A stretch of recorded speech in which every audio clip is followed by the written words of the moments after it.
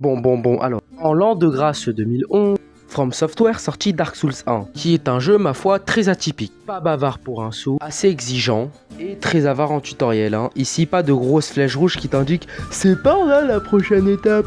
En bref, c'est de par son originalité que Dark Souls fit un très bon succès. C'est donc en toute logique que Sony commandera à From Software un Souls spécialement pour la PS4. Et c'est en l'an de grâce 2015 que From Software livrera Bloodborne, qui fut acclamé par les joueurs comme par les journalistes. Surtout par les journalistes, car il y en a quand même un qui a mis « Bloodborne est un cadeau des dieux !» Un tel niveau de gobage de couilles, forcément, ça intrigue. Et c'est ce dont nous allons voir dans ce test, pourquoi tout le monde gobe allègrement les couilles salées de Bloodborne.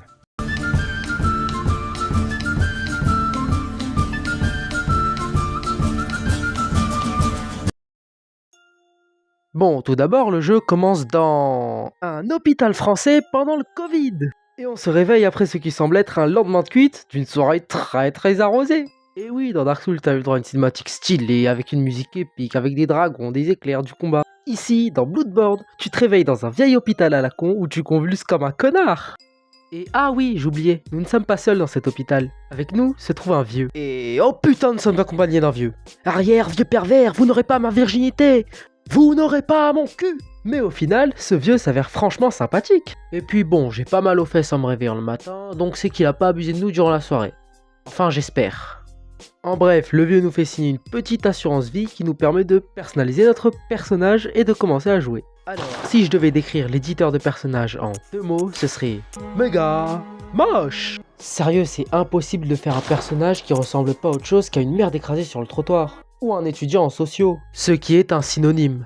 Bon bah voilà à quoi ressemble mon personnage. En bref, contrat scellé et notre aventure peut enfin commencer. Bon, après que l'on se soit réveillé de ce bon vieux coma éthylique, on essaie de sortir de ce foutu hôpital jusqu'à ce qu'on croise un loup.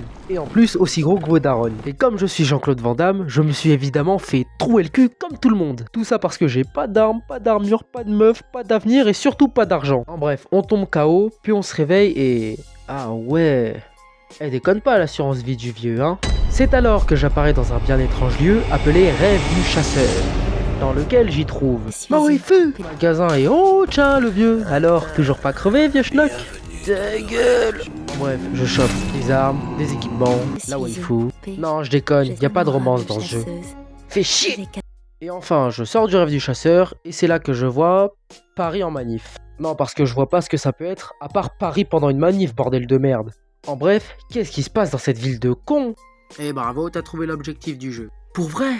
Oui, pour de vrai. Ouais, trop bien. Bon allez, un peu plus de sérieux. En effet, l'objectif du jeu est tout simplement de comprendre ce qu'il se passe. Mais plus vous comprendrez, plus vous en serez terrifié.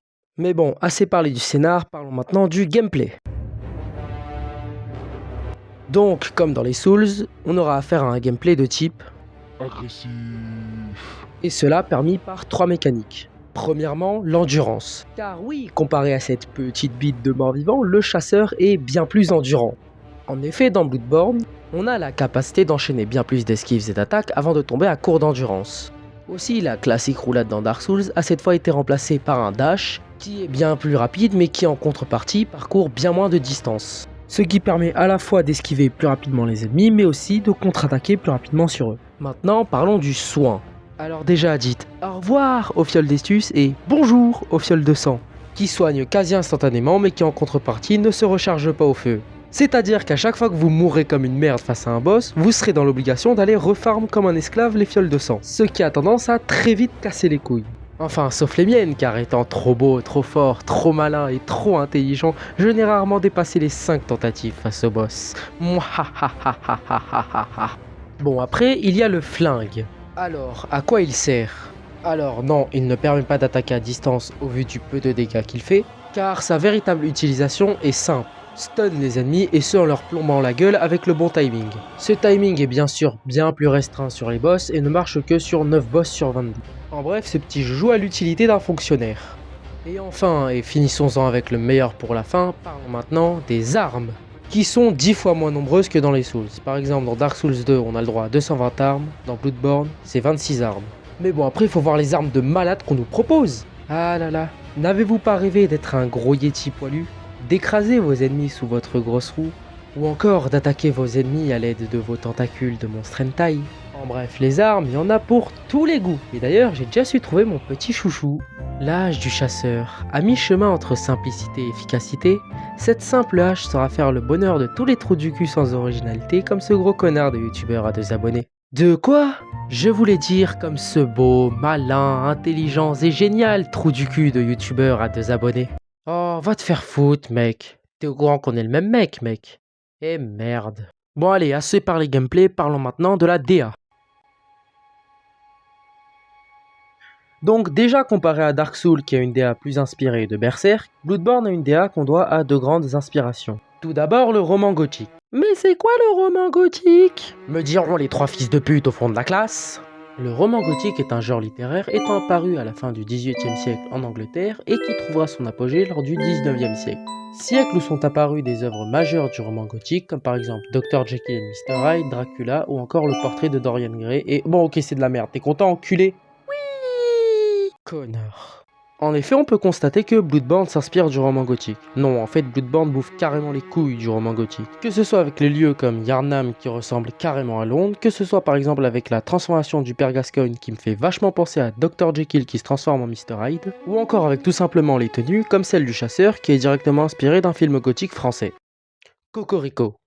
Et vive les galets de saucisses.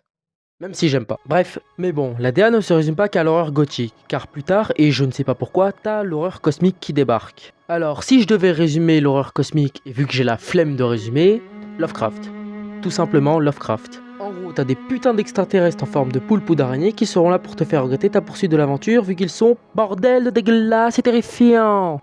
En résumé, la DA c'est Dracula qui a enculé Toulouse qui a donné un enfant mal formé, Bloodborne. Content, pas content, m'en branle. Enfin, un petit mot sur la technique. Alors, si je devais résumer la technique de Bloodborne, c'est un jeu de 2015 qui était déjà dépassé en 2015. Voilà, c'est tout, basta, khras. Bon allez, assez parlé de la DA, parlons maintenant de ma partie préférée, les boss. Alors, en gros, les boss sont soit bizarres, soit dégueux. La plupart du temps, les deux. Que ce soit avec Ron l'araignée stupide, alors déjà, regardez-moi ce truc, sérieux, on dirait la moisissure qui traîne au fond du frigo. En plus, ce truc est lent. Sérieux, le bail est tellement lent qu'entre 2 coups, t'as le temps de remplir ta fiche d'impôt, fumer une clope, promener ton chien, promener ta fiche d'impôt, fumer ton chien et remplir ta clope. Et tout ça dans cet ordre précis. Enfin, je crois. On a aussi celui qui renaquit, alors déjà, si c'est pour renaître avec cette gueule, autant ne pas le faire renaître. Et en plus, cerise sur le gâteau, sa seule attaque consiste à te dégueuler dessus. Donc je pense qu'il mérite la même place que le vomi après une soirée bien arrosée, c'est-à-dire au fond des chiottes. Mais bon, c'est pas le pire, car, mesdames et messieurs, je vous ai trouvé la quintessence des boss de merde. Je vous présente l'unique, l'incroyable Micolash. Alors, sur ce coup-là, fiez-vous bien sûr aux apparences. Son physique de lâche le décrit parfaitement, car en effet, ce bâtard ne fera que vous fuir. Ce qui a tendance à très vite me casser les couilles. Mais bon, aussi bizarre qu'il soit, les boss de Bloodborne sont tout simplement géniaux.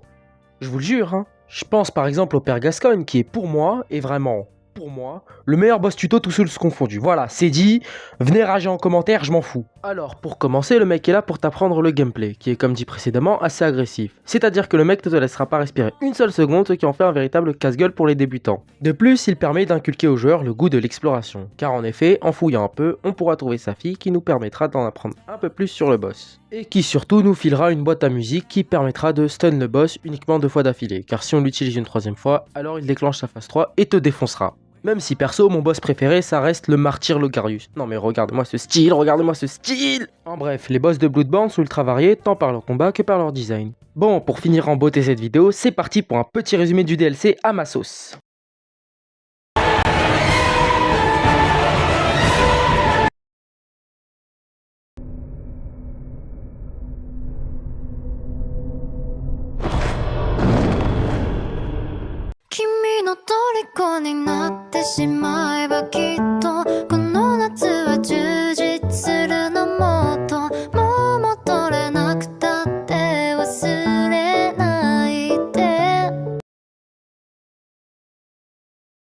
L'orphelin de Kos. Ce putain de bâtard d'enculé d'orphelin de Kos de merde. Déjà qu'il a une gueule, on dirait le sgeg de tonton GG qui bande plus depuis 40 balais, mais en plus ce connard se paye le luxe d'être putain d'horrible. Mais bon, pas étonnant hein. Parce que quand ta mère était une pute, tu deviens forcément un fils de pute.